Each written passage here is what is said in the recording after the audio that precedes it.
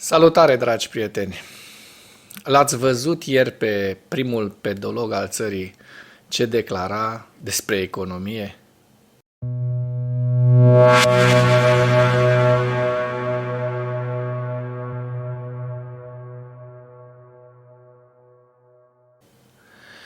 Cum ar fi arătat o Românie fără investitori străini, fără bănci, fără multinaționale, fără împrumuturi, fără fonduri europene? În cât timp credeți că ați fi rămas fără salarii și fără pensii? O lună? Două? Trei? Ne-am fi trezit cu ăsta, președinte, și cu Horațiu Potra, șef la interne. Asta era o treabă foarte bună pentru România. 51% din tot. Din tot.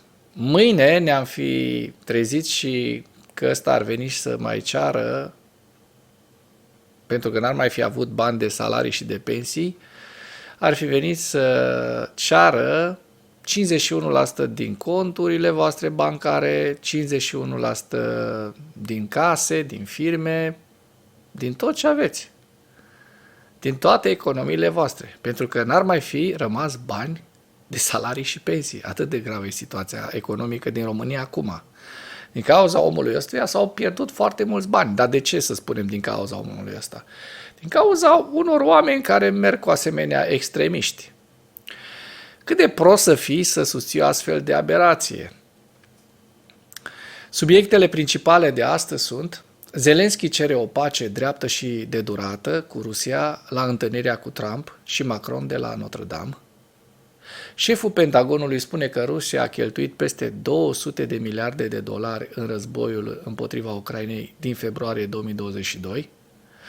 Institutul pentru Studiul Războiului spune că pierderile bazelor militare din Siria, rusești, va fi o lovitură pentru ambițiile geopolitice ale Rusiei în Africa.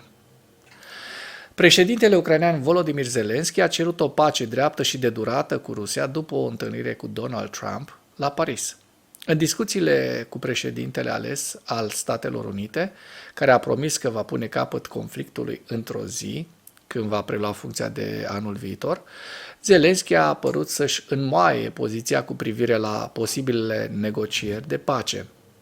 Trump a apelat ieri la rețelele de socializare pentru a cere o încetare imediată a focului și a susținut că Kievul ar dori să facă o înțelegere pentru a pune capăt unui război care durează acum de peste 1000 de zile. Întâlnirea lor surpriză a fost organizată la Palatul Élysée de Emmanuel Macron înainte de redeschiderea Notre-Dame, pentru a discuta despre viitoarea cooperare în domeniul apărării și ofensivei. Vorbind după discuții, Zelensky a spus că el și Trump au convenit să urmărească o pace dreaptă și chiar a repetat mantra miliardarului pace prin putere.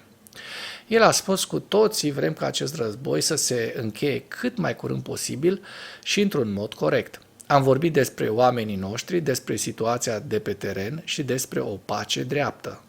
Există multe în joc pentru Zelensky și poporul ucrainean atunci când Trump își începe al doilea mandat la Casa Albă. Un critic de lungă durată al implicării Statelor Unite ale Americii în conflictele externe, Trump, a indicat că ar fi pregătit să reducă sprijinul financiar pentru efortul război ucrainean. Vom vedea ce va ieși și de aici. Ziua 1020 a războiului din Ucraina.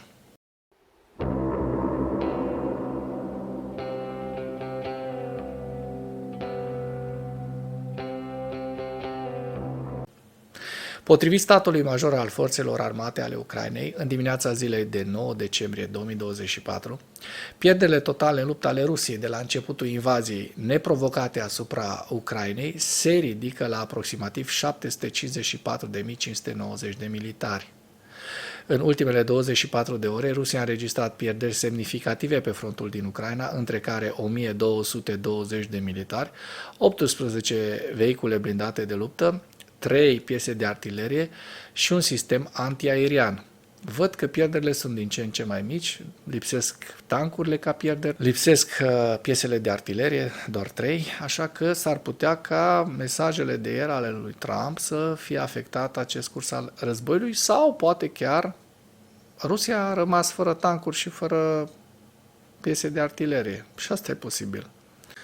Dacă până în acest moment ai găsit informații utile în material, contribuie cu un like și cu o distribuire a acestui videoclip pentru a ajunge la cât mai multă lume.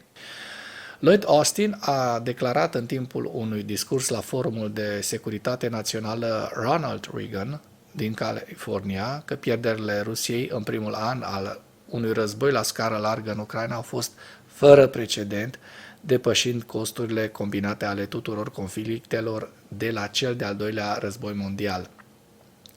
Potrivit lui Austin, Rusia a pierdut cel puțin 700.000 de soldați uciși și răniți de la invazia Ucrainei din februarie 2022, iar cheltuielile militare ale Kremlinului au depășit deja 200 de miliarde de dolari. Lloyd Austin a numit cifrele un preț uluitor pe care Rusia îl plătește pentru agresiunea sa. Șeful Pentagonului a subliniat importanța opunerii față de Kremlin și a sprijinirii Ucrainei. El a remarcat succesele grupului internațional de contact Rammstein, care a oferit Ucrainei asistență directă de securitate în valoare de peste 57 de miliarde de dolari.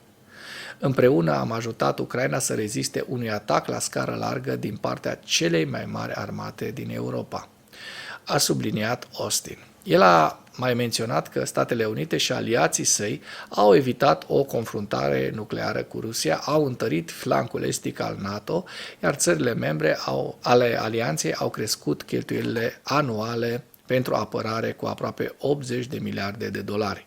S-a întrerupt curentul la noi. Pierderile bazelor militare din Siria ar putea submina grav capacitatea Kremlinului de a conduce operațiuni în Africa. Acest lucru va slăbi poziția Rusiei în Libia și Africa subsahariană, precum și va pune sub semnul întrebării influența acesteia asupra regimurilor autoritare africane. Baza navală rusă din Tartus a oferit sprijin logistic pentru operațiunile Kremlinului pe continentul african. Analiștii de la Institutul pentru Studiul Războiului spun că pierderea ei va perturba rotația personalului, reaprovizionarea proviziilor rusești și capacitatea Rusiei de a proiecta puterea militară în regiune. Acest lucru va afecta în special operațiunile din Libia și Africa subsahariană, unde Rusia încearcă să-și mențină influența. În încercarea de a compensa pierderile Kremlinului, își poate crește prezența în Libia sau Sudan, dar lipsa acordurilor formale cu aceste țări și infrastructura slabă complică astfel de planuri. Rusia a folosit Siria ca o trambulină pentru a menține prezența în Africa. Pierderea acestui punct de sprijin ar avea un efect devastator asupra operațiunilor sale din Libia și regiunea sahariană. Analiștii spun că căderea regimului sirian a lui Bashar al-Assad a reprezentat o provocare suplimentară pentru strategia Rusiei. Prăbușirea regimului Assad și eșecul Rusiei de a-l păstra vor afecta semnificativ imaginea globală a Rusiei ca aliat de încredere și vor pune sub semnul întrebării influența asupra regimurilor autoritare africane pe care Rusia încearcă să le susțină și obiectivul său geopolitic mai larg de a se poziționa ca o superputere globală.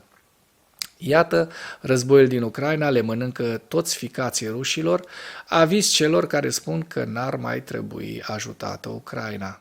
În ceea ce urmează vă prezint un slide cu evoluția de ieri a celor mai importante fronturi din Ucraina și cu principalele știri din presa ucraineană. Hărțile sunt creația Institutului pentru Studiul Războiului.